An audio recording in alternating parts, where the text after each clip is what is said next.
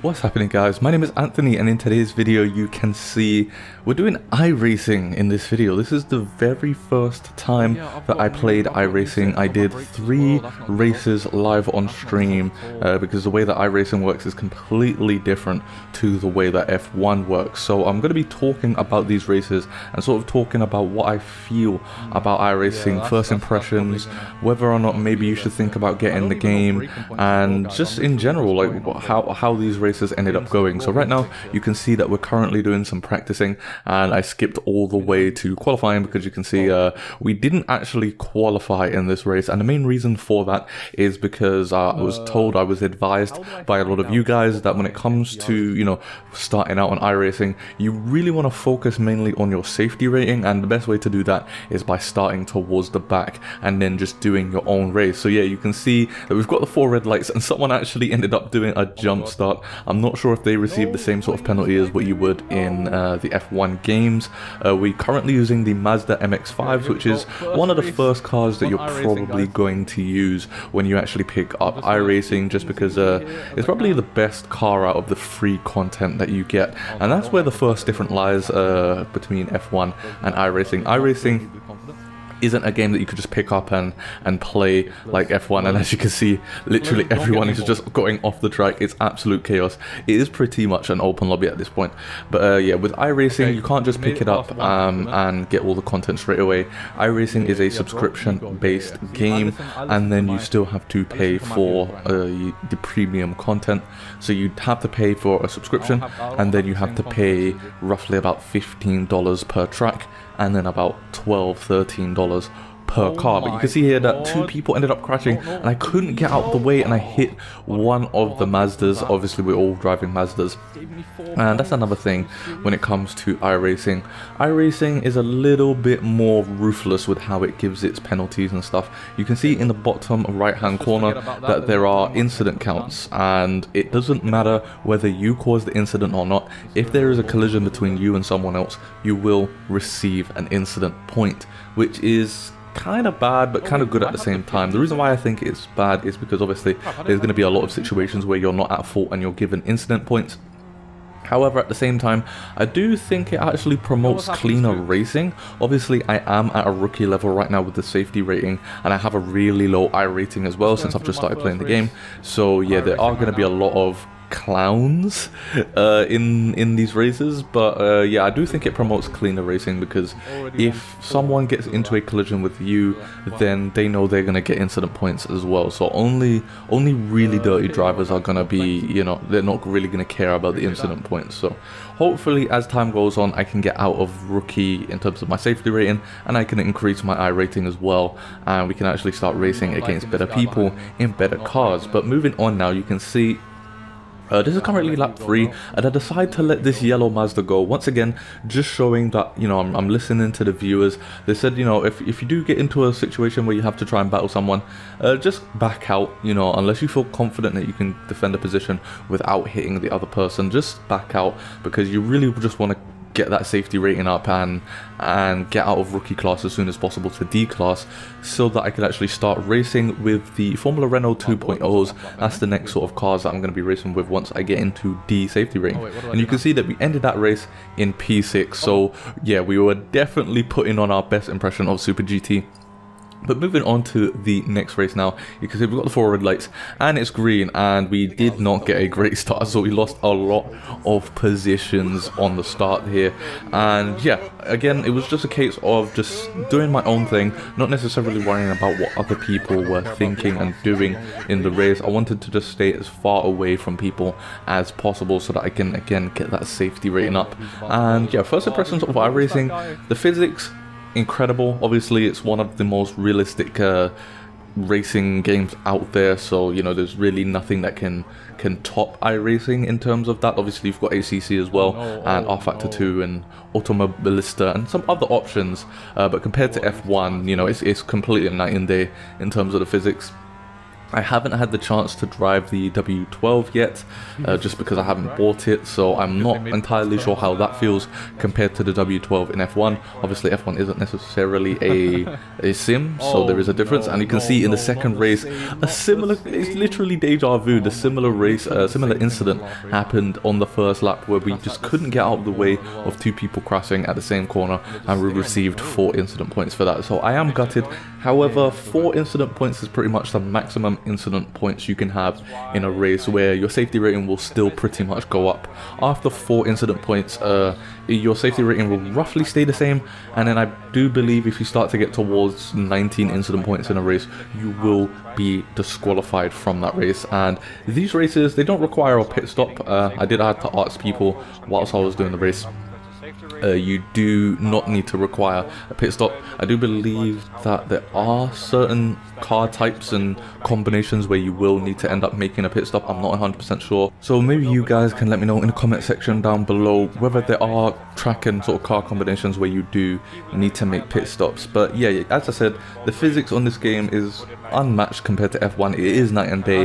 The graphics, you can see, is a little bit worse than F1, and I think this game came out in 2008, and I'm not sure exactly how much they've improved the graphics since then, but you can see that it's definitely outdated graphics, which in my personal opinion doesn't really matter to me too much, because I used to play CSGO quite a lot, where you know, you want the performance. So because of that, I've sort of gotten into the mindset where graphics doesn't mean as much to me. I would much rather have 130 FPS with worse graphics, or 150 FPS with worse graphics, than have 80 FPS with amazing graphics. That's just the type of person I am. But if you are the type of person that you do prioritize graphics over anything, I'd say maybe this isn't the game for you. And again, once again, you know, if you're not the type of person that has quite a bit of money on you, then I would say if you are going to pick up this game still, that you really want to focus in on what you want to drive. So figure out what you want to drive before you actually start buying things. Me personally, I don't really have a lot of money on me, so I've decided I'm going to focus on road cars and just focus on that sort of series there. So at least I'm not spending too much money on stuff that I'm not going to use. But as you can see, moving on to lap 5 now, we're currently still in the top 10. We do have a car behind us, and I don't remember if he ends up catching up to us. But again, we're just taking things as slowly and as carefully as we can. Yeah, he does catch up to us quite a lot, so you can see how much time we are leaving on the table compared to this guy, because he actually ends up backing out from that move. And that's exactly what I was talking about before. Because of the whole incident points thing, people will drive a lot more clean. They won't go for dive bombs like how you'll see on F1 2021 all the time, because they know that if they get it wrong, not only will you receive incident points, but they will receive incident points as well. But you can see now he is quicker than us, so he is going to overtake us at some point. So we just decided to let him through and just continue on our merry way.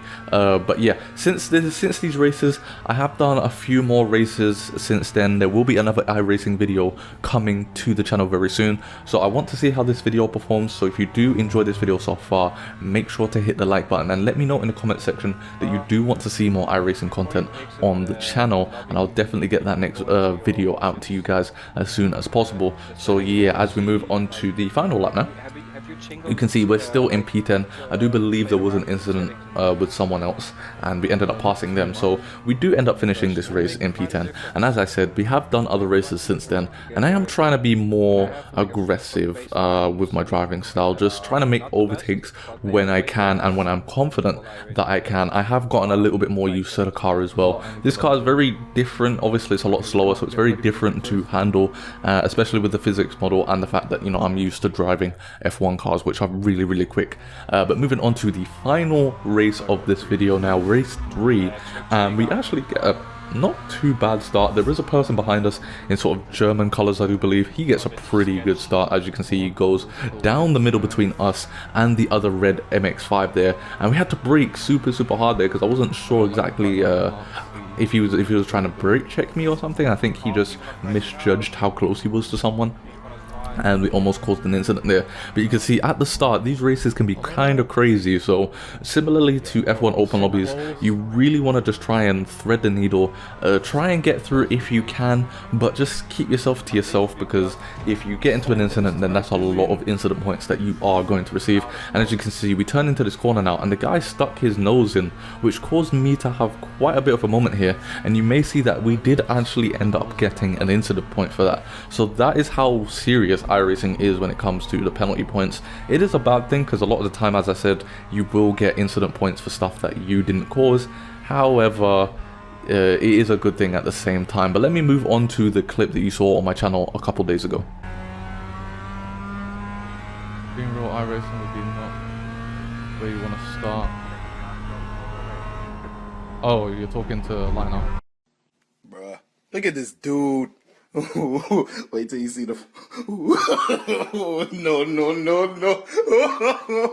Oh God, why are you in the middle? What is this guy doing, man?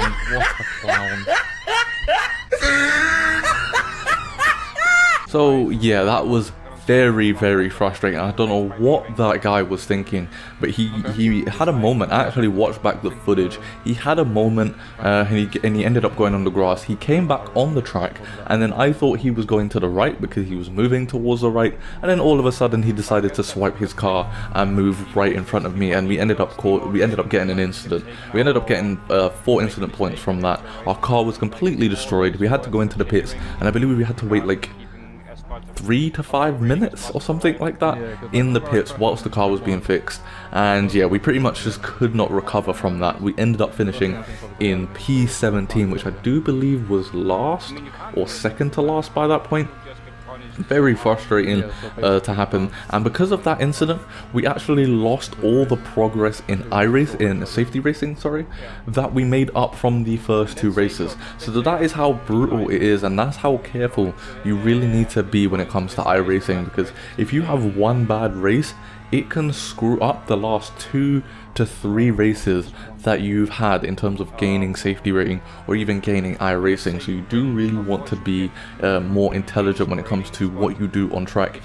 I think iRacing is a very good game to improve your racecraft, especially once you get out of the sort of rookie area and you start building up your iRacing a little bit. It's definitely a game where you can improve your racecraft. And moving forward, I'm in a bit of a dilemma here, guys. I do want your opinion, so if you're still watching the video, let me know in the comment section what you guys want to see on the channel. I don't know whether I should take my serious type racing videos to iRacing, or if I should still do league racing on F1 2021. I'm moving towards just having fun on F1 2021, and then, you know, sort of going towards the iRacing route in terms of my serious racing. So yeah, just let me know in the comment section what you guys think of that. But yeah, those were the 3 races that we ended up doing. I will be uploading another iRacing video if you guys did enjoy this one, so make sure again to let me know in the comment section what you guys think about that, whether or not you want me to do more iRacing on the channel, or whether or not you don't want me to do iRacing on the channel, and let me know why as well. But other than that, I'll see you guys soon in my next video.